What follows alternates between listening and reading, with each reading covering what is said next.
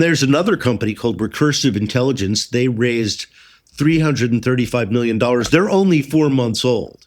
And this is a company that has some Google brain researchers. They're using AI to help design better chips and automation for AI. And so the investors are NVIDIA, AMD, and Intel. It's interesting. I think you guys know my favorite podcast, other than our podcast, is a podcast called Acquired.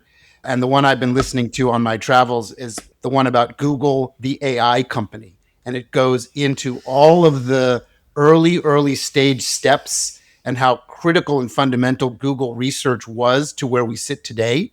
And as you're mentioning, those ex-Googlers, those ex-DeepMinders kind of starting companies, a few months into their journey, they're getting stratospheric kind of valuations. When you look at how humble the beginnings of this was in the realms of Google research, it's a remarkable story. Like, it's remarkable to go back in time, not all that long ago, to see what has happened and how quickly this has evolved into a world phenomenon. It's fascinating. I recommend everybody listen to it.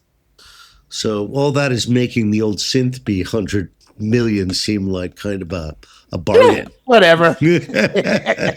I have a really interesting thing to say, though. I woke up this week and saw that Palantir moved its headquarters into our backyard. Yeah, where in Florida, Rony? Where are they? Aventura Mall area. Wow, and the mall. North Miami. It's like where there's just like this sleepy little thing, Aventura Mall. All of a sudden, like Palantir drops its HQ. You know, they had just moved from Bay Area to Denver a few years ago, built a whole brand new complex. And it's like, let's just pick the whole thing up and move it to my.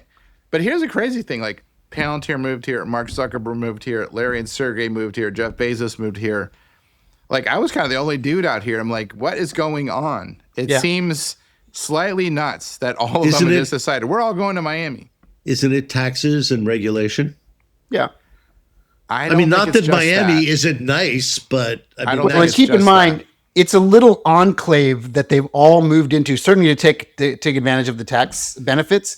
But it's this sort of Biscayne Bay area of like the ultra hyper wealthy. And they all like to sort of be together. They kind of all like to hang out together. What I think's going on is the United States has seemingly declared its America strategy.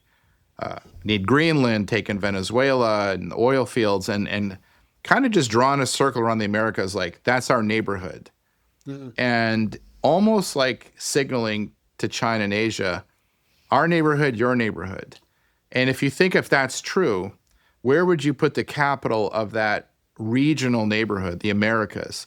The ultimate geographic midpoint is Miami, which means from an economic and national security perspective, it's the hub to keep an eye on the up and down. You know, it's like what is the best point at is the hub, by the way, not the West Coast side, which I think has probably fallen to China on some level. Like, it's so intertwined, it's all of that. But what is completely not in the sphere of China, it's this coast and the Americas up and down. And I think Miami is probably that hub. And if you look at the amount of defense stuff that's come here and just everything is like moved into this region, probably because this is becoming the next decades of the Americas neighborhood and not the global neighborhood anymore. Like, it looks like America's retreating in. And this seems to be a really strong signal. And if we're moving away from China, the West Coast is facing China, has been intertwined. So a bunch of those guys are like, let's get out of here. I don't think it's only the taxes.